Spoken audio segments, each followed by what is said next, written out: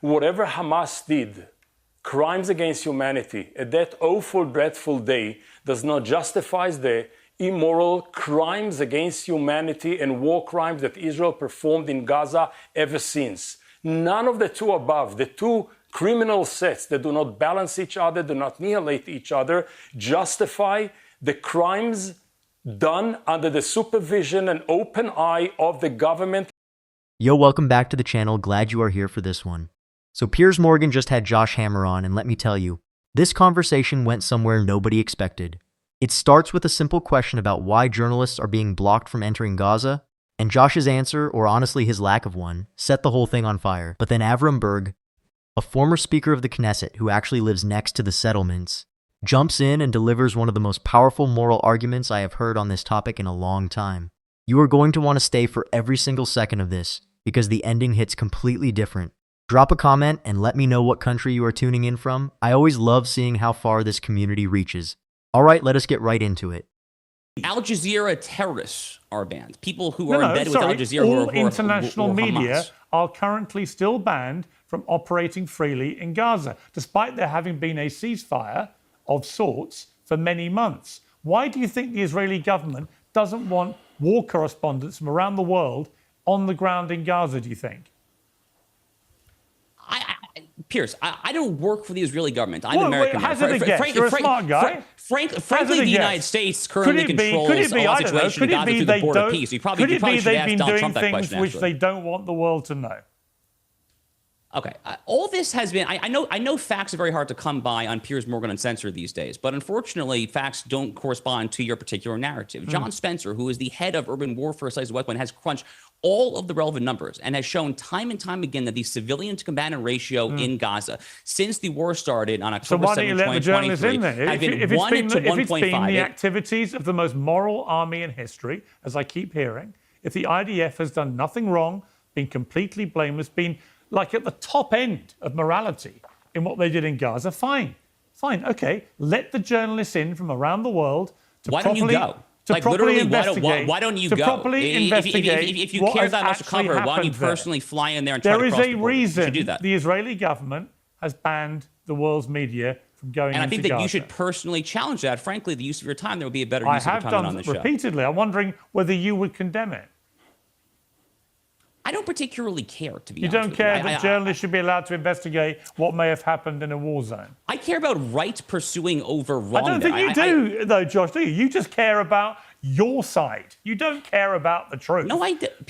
Piers, I care about team civilization defeating team barbarism. That is the that is the moral dichotomy of the 21st century. It's been the moral dichotomy of black versus light, of good versus evil for millennia there. I know that the moral obfuscation on this show on a day-in-day basis tends to rot brains and minds, make people think that is the only thing that motivates me on a day. Well, why are you here? To present the team You're now doing the Ben Shapiro playbook. You know, anyone that criticizes the Israeli government must be anti-Semitic, must be rotting brains. This is Jerry Springer. This is a circus. I've got you on to debate this. I didn't call you anti-Semitic. No, but it's coming because it's the Ben Shapiro playbook. That any criticism... Not the Ben Shapiro has not called you anti-Semitic. God, Ben Shapiro has called you dumb and stupid, or some variation thereof. Okay, I mean, like he has called your show Jerry Springer. He has not called you anti-Semitic. He has not done that because he has no reason. I have no reason for thinking that you are. Good. Well, I'm glad we can cross that bridge. I'm glad that you come on a show that you think rots people's brains because I mean, why would you do that? I don't get it. It's a fair question, to be honest. Yeah. Well, why don't you just leave? I could, but I'm here to engage. What are you doing here? If you think it rots your brain, why would you risk rotting your brain? Every so often you have a guest who makes a modicum sense, and I thought this would be a good opportunity. You mean someone that agrees with you and doesn't want to criticize the Israeli government? I get it. Let me go back to Avraham Burg. See, this is my problem, Avraham, with all of it, is that if you attempt to be fair-minded, to be balanced about the coverage, as my show has been, you invite guests on who all have different views from both sides, and we have passionate debate, is that unfortunately, increasingly, there is an utter intransigence on behalf of the pro-Israeli government people I have on, as we're seeing now with Josh Hammer, where there's nothing to see here. He's not seen evidence of anything going wrong on the West Bank. Therefore, it can't be happening. He doesn't You care. want to show it to me? I'm he happy doesn't to condemn care it. that journalists aren't allowed into Gaza to do their work. He doesn't care about that. None of it suits his agenda. That's my problem with it. This is where it all falls apart, because Piers asks the simplest question anyone could ask. If the military did nothing wrong, if everything was completely above board, if it was the most moral operation in history, as they keep saying, then why are journalists banned from going in? That is not a trick question. That is basic logic. And Josh could not answer it. Instead of responding, he deflects. He tells Piers to fly there himself. That is not an answer. That is someone who knows the real answer would make his side look terrible. And then, when Piers pushes harder and directly asks whether he would condemn the press being blocked from a war zone, Josh said this: "I do not particularly care, to be honest." Let that breathe for a second. A political commentator, someone whose entire career is built on access to information, just told you on camera that he does not care whether journalists can do their jobs. You have to understand what that reveals. It tells you the goal was never about truth. It was never about facts. It was about controlling what the world gets to see. And Piers caught it immediately. He looked right at him and said this: "You just care about your side. You do not care about the truth." That is the whole game exposed in one sentence. Because when someone admits they do not care about press freedom in a conflict zone, they are admitting they already know what the press would find. Then Josh pivots to grand slogans. He said this: "I care about team civilization defeating team barbarism." And honestly, that phrase tells you everything. Because framing millions of people as barbaric is exactly how you justify blocking anyone from investigating what happened to them. You label them, you strip them of humanity, and then you say accountability is unnecessary. And then this man insults the very show he chose to appear on. He says it rots brains, and Piers catches him perfectly. Piers said this: "If you think it rots your brain, why would you risk rotting your brain?" Josh had nothing. He stumbled, tried to recover, and basically admitted he only wants guests who agree with him. That is not debate. That is a comfort zone with a microphone. Avraham. Well, I'm sorry that you stopped talking with him. I'm ready to give you all the time needed. I mean, he needs much more rope in order to hang a lot there because there is a heavy weight to hang. I would say intellectually blind people cannot see real realities. But since I'm not sitting in Washington, I'm living here, next door neighbor to the settlements, with my family is unfortunately living there. I would like to address some of the things that you discussed between you two. The first is the framework of the situation is not just the atrocities that now settlers are doing on behalf of whatever biblical commandments supported by members of Knesset, members of cabinet, and spiritual leaders, chaplain, rabbis, etc. It's a larger one. Can you name a single biblical commandment that you believe commands to kill an innocent human being? I will be more than happy. There is not one. It will make me very, very happy if you hear what I have to say, because you know what you think, but you have no idea what I have in mind.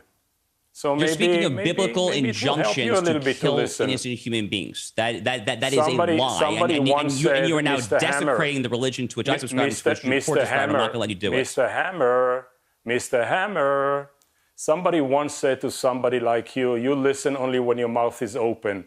Unfortunately, I'm not well trained in this kind of communication.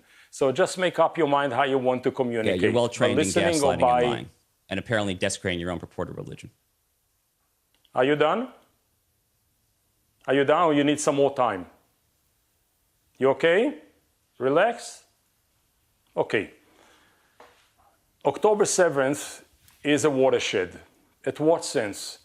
Everything that Israel done to the Palestinians in 100 years of a conflict, atrocities and wrongdoings, does not justify the first measure of atrocities that Hamas performed and exercised against innocent Israeli civilians.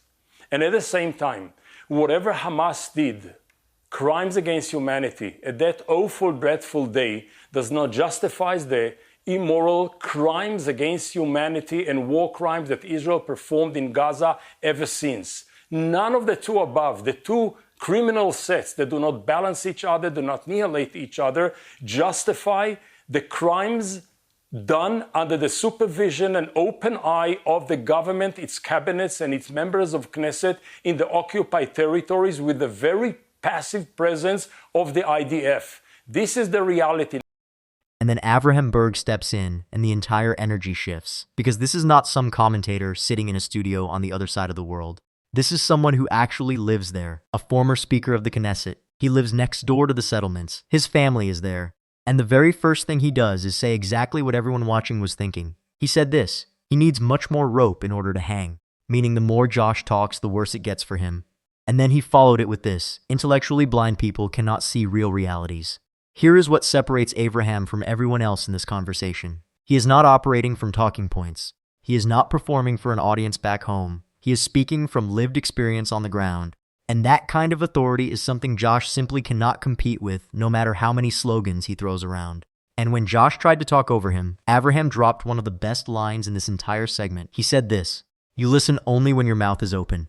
I need you to understand how sharp that is, because it is not just a clever comeback, it is a diagnosis. Josh spent the entire conversation talking at people, never once listening to them. And Avraham identified that pattern in one sentence.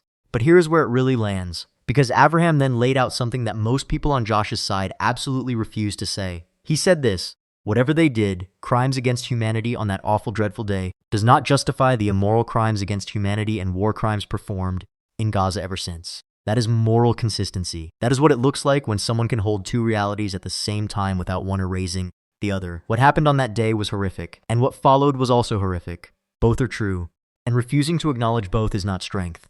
It is intellectual cowardice. Now, from my point of view, I'm not never automatically support and justify the unjustifiable tribe. For me, it's not the Jewish automatic collective versus the automatic Palestinian collective, all of us versus all of them. Oh no. It is some of us who believe in peace, believe in equality, believe in respect the other, even when the other is the enemy.